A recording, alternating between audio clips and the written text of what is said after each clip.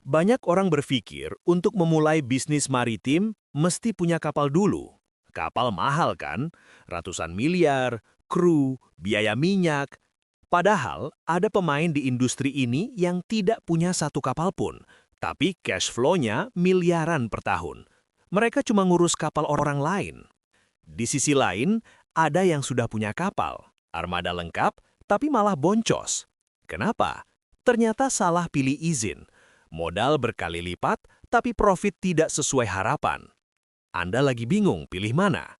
Jadi ship owner yang punya kapal sendiri, SIUPAL, atau jadi ship agent yang mengurus kapal orang, SIUPKK. Salah pilih, modal miliaran bisa mandek bertahun-tahun, bahkan buntu. Di video ini, saya akan bedah perbedaan fundamental antara dua nyawa bisnis maritim ini, dari syarat modal, barrier to entry, resiko operasional, sampai potensi profit yang realistis. Nonton sampai habis, karena ada satu strategi di akhir yang banyak pengusaha sukses pakai, tapi jarang yang tahu.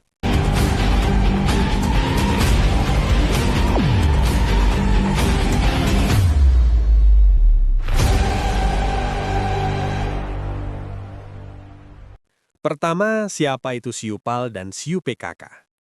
SIUPAL, kepanjangannya Surat Izin Usaha Perusahaan Angkutan Laut. Anda adalah ship owner, pemilik kapal. Bisnis Anda adalah jual kapasitas angkutan.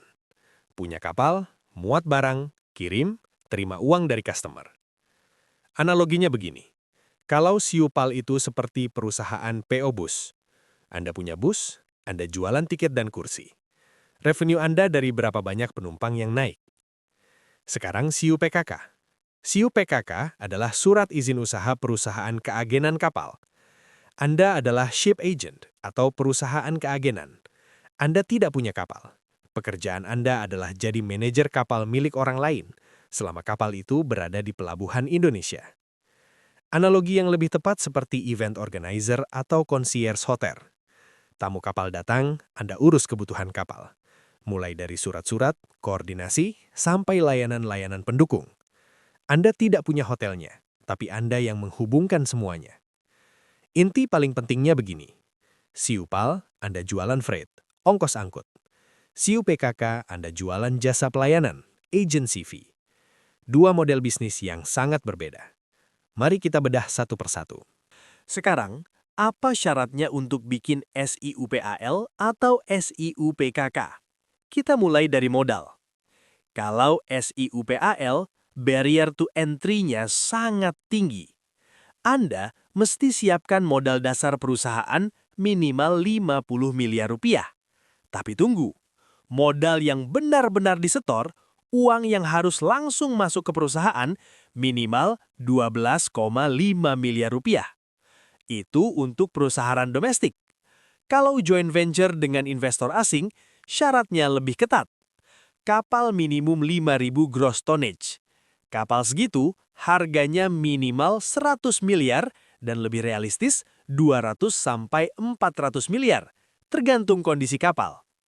Jadi, financial barrier SIUPAL, modal belasan sampai puluhan miliar plus kapal sendiri yang nilainya ratusan miliar. Dan syarat teknis SIUPAL juga kompleks. Anda wajib punya kapal berbendera Indonesia, laik laut, minimum 175 gross tonnage. Kapal harus terdaftar resmi, punya sertifikat kelas, dan dokumen ukur yang lengkap. Anda juga perlu kru atau tenaga ahli ketatalaksanaan maritim, minimal level ANT3. Orangnya harus berpengalaman dan tersertifikasi. Kesimpulannya, SIUPAL itu barrier to entry tinggi banget. Modal besar, dokumentasi rumit, dan butuh ekspertis kru. Sekarang, SIUPKK. Ini ceritanya jauh berbeda. Anda tidak perlu punya kapal. Nol kapal. Soal modal disetor, saat ini tidak ada persyaratan minimum formal. Dulu pernah ada ketentuan modal, tapi kemudian dicabut. Yang Anda butuhkan adalah modal kerja, uang talangan untuk operasional. Persyaratan teknis SIUPKK biasanya seputar ini. Anda punya tempat usaha atau sewa minimal 2 tahun. Ada satu tenaga ahli bersertifikat, misalnya ANT3 atau D3 Ketatalaksanaan Transportasi Laut. Ada pengalaman kerja di perusahaan pelayaran, dan inventaris kantor, seperti komputer dan alat komunikasi. Itu saja, tidak ada kapal, tidak ada kru besar, tidak ada aset ratusan miliar. Kesimpulannya, SIUPKK Barrier to Entry sedang. Modal awal lebih kecil, lebih sederhana, tapi tetap butuh tenaga ahli dan network pelabuhan. Jadi, kesimpulan ronde modal begini. SIUPAL butuh duit gede dan aset besar. SIUPKK butuh modal kerja, tenaga ahli, dan koneksi. Yang paling cocok untuk pemula? Tergantung cash Anda berapa. Model bisnis berbeda, resiko juga berbeda. Siupal punya resiko aset. Kapal bisa kena badai, bisa kecelakaan, mesin bisa rusak parah, kru bisa sakit, kapal terhenti. Semua itu tanggung jawab Anda. Belum lagi idle time. Kapal nganggur tidak ada muatan, Anda tetap bayar sandar, asuransi, kru, dan maintenance. Itu bleeding cost. Tiap hari kapal idle, Anda kalah. Sekarang SIUPKK. Resiko operasionalnya jauh lebih rendah. Kapal tenggelam, bukan kapal Anda. Mesin rusak, bukan tanggung jawab Anda. Cuaca buruk, dampaknya tidak seperti Anda punya aset kapal. Risiko utama SIUPKK adalah piutang dan cash flow. Begini alurnya. Kapal datang ke pelabuhan. Anda sering harus advance biaya dulu. Biaya sandar, air tawar, BBM, bongkar muat, clearance, jasa labuh. Bisa 50-200 juta per kunjungan, tergantung ukuran kapal dan lamanya sandar. Tagihan ini dirangkum dalam Final Disbursement Account, disingkat FDA. Anda kirim FDA ke prinsipal, yaitu ship owner. Terus prinsipal bayar kapan? Bisa 30-60 hari, kadang 90 hari, kadang sampai 6 bulan, dan dalam kasus buruk bisa tidak dibayar. Selama itu, uang Anda nyangkut. Anda sudah keluar ratusan juta, tapi belum masuk. Kalau piutang macet, cash flow bisa krisis. Jadi kesimpulannya begini, Siupal risiko aset dan operasional tinggi. SIUPKK risiko operasional rendah, tapi kredit risk tinggi. Kalau Anda kuat mengelola piutang dan punya posisi cash yang sehat, SIUPKK bisa jadi gold mine. Tapi kalau Anda lemah di piutang, Anda akan keteteran. Resiko beda, profit juga beda. Mari kita lihat potensi earning yang realistis. Contoh Siupal. Misalnya, Anda punya truck and barge untuk angkut batu bara. Satu trip bisa bawa 5.000 sampai 10.000 ton. Revenue per trip bisa 500 juta sampai 1 miliar rupiah, tergantung rute dan pasar. Biaya operasional per trip seperti BBM, kru, maintenance, dan jasa labuh sekitar 400 sampai 700 juta rupiah. Profit per trip bisa 300 sampai 600 juta rupiah. Margin bersih 20 sampai 30%. Itu sudah bagus. Dalam setahun, kapal bisa jalan 50 sampai 85 trip, tergantung downtime dan cuaca. Jadi annual profit bisa 15 sampai 50 miliar rupiah per tahun. Skalanya jelas. Punya kapal kedua, profit bisa double. 10 kapal Anda sudah jadi pemain besar. Kesimpulan Siupal, high risk, high return. Tapi setup awal mahal dan payback period biasanya lama, minimal 3 sampai 5 tahun. Sekarang SIPKK. SIPKK itu volume game, bukan jackpot. Misalnya Anda punya cabang keagenan di pelabuhan besar. Satu kapal datang, agency fee bisa 5 sampai 15 juta rupiah, tergantung skup jasa.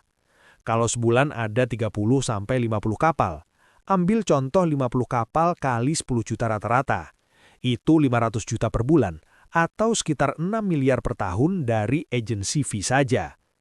Ditambah lagi, kalau Anda mengelola disbursement kapal asing dan ambil komisi 2-5%, angkanya bisa menambah ratusan juta rupiah per bulan. Jadi total satu cabang bisa 700 juta sampai 1 miliar rupiah per bulan, atau sekitar 8,4 sampai 12 miliar rupiah per tahun. Kesimpulan SIPKK, profit per unit lebih kecil, tapi volume besar dan margin cenderung konsisten. Cash flow biasanya lebih cepat terasa, bukan nunggu bertahun-tahun. Perbandingan cepat. Siupal bisa menghasilkan profit sangat besar, tapi butuh aset mahal dan waktu lebih panjang. Se-IPKK bisa menghasilkan puluhan miliar rupiah dalam beberapa tahun tanpa punya kapal dengan modal yang lebih ringan. Untuk pemula, se-IPKK biasanya lebih efisien dan resikonya lebih terukur. Jadi pilihan Anda seperti ini. Pilih SIUPAL jika Anda modalnya kuat, siap main jangka panjang dan ingin membangun bisnis berbasis aset kapal. Anda juga perlu background maritim yang memadai atau tim yang benar-benar ahli. Pilih SIUPKK jika Anda modalnya lebih terbatas, kuat di operasional dan jaringan pelabuhan, serta jago mengelola piutang dan cash flow. Goalnya adalah bisnis jasa yang cash flow-nya relatif cepat dan scalable.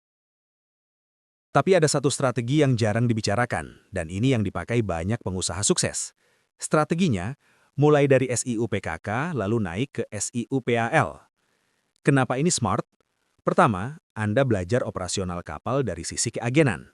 Kedua, Anda mengumpulkan cash flow dari bisnis jasa dulu. Ketiga, network Anda terbentuk. Pelabuhan kenal Anda, ship owner kenal Anda, shipper juga kenal Anda. Keempat, risikonya lebih rendah karena Anda naik bertahap, bukan all-in dari awal. Contoh timeline singkat. Awal, setup SIUPKK dengan modal kerja. 6-12 bulan, operasional stabil, cash flow mulai rapi. 2 tahun, cash terkumpul, reputasi terbentuk. Lalu Anda mulai masuk ke SIUPAL dengan pembelian kapal second hand yang bagus atau DP untuk pembiayaan. Setelah itu, Anda punya 2 sumber income, keagenan dan angkutan. Kesimpulan akhirnya begini, tidak ada pilihan yang salah. Yang ada pilihan yang sesuai atau tidak sesuai dengan kondisi finansial, ekspertis, dan tujuan Anda. Tapi kalau saya boleh memberi saran, untuk pemula tanpa background maritim yang kuat, mulai dari SIUPKK biasanya lebih aman. Terakhir, satu reminder penting. Mengurus SIUPAL atau SIUPKK lewat OSS RBA terlihat mudah, tapi di lapangan sering ada banyak syarat teknis yang bikin izin ditolak berkali-kali. Contohnya dokumen kapal yang belum lengkap di Ditkapel, atau sertifikat tenaga ahli yang formatnya tidak diakui, atau bukti tempat usaha yang belum memenuhi kriteria, atau rekomendasi UPT pelabuhan yang prosesnya cukup rumit. Kalau satu item saja tidak pas, bisa ditolak, balik antrian dan ulang dari awal. Makanya banyak pengusaha yang proses sendiri, habis biaya puluhan juta dan baru cari bantuan belakangan. Kalau Anda ingin prosesnya jelas dari awal, dokumen apa saja yang perlu, timeline yang realistis, dan hidden cost yang sebenarnya, saya buka sesi konsultasi bisnis gratis 30 menit untuk setup SIUPAL atau SIUPKK. Cek link di deskripsi. Kursi berbatas, first come, first serve. Semoga video ini bermanfaat. Jangan lupa subscribe dan like. Sampai jumpa di video berikutnya.